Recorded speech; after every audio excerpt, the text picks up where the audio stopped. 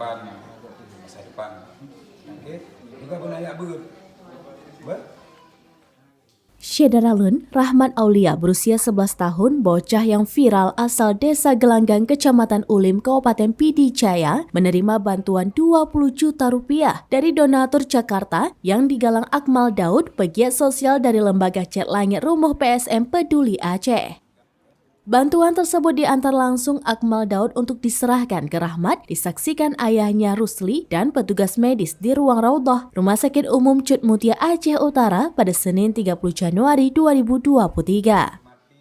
Bantuan kolaborasi kemanusiaan itu bersumber dari Yayasan Gerakan Semangat Sedekah, Gerakan Menebar Kebaikan, Peduli Sesama, dan Gerakan Cat Langit Rumuh yang digalang Akmal Daud 2 hari sebelumnya.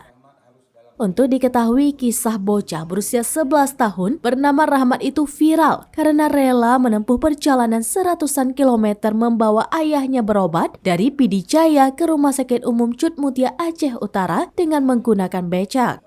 Bocah yang baru berusia 11 tahun sudah memiliki pemikiran yang cukup dewasa, jauh berbeda dengan anak-anak lainnya, apalagi dengan kondisi sekarang ini. Setelah mendengar penuturan Rahmat, Akmal berupaya menggalang dana untuk membantu Rahmat yang sedang berjuang mengobati ayahnya.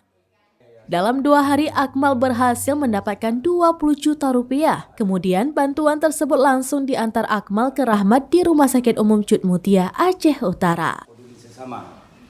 Jadi juga Lun sendiri sebagai di Gerakan Cat Langit Rumuh Rahmat, donasinya kamu serahkan untuk keluarga Rahmat supaya dimanfaatkan untuk biaya berobat dan kebutuhan lainnya dengan keluarga.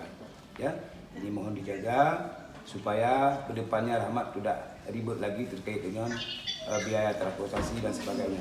Doakan kepada kawan-kawan yang ada di Jakarta dari OBI juga. Dari Aceh Utara, Jafaruddin, Seraminews.com.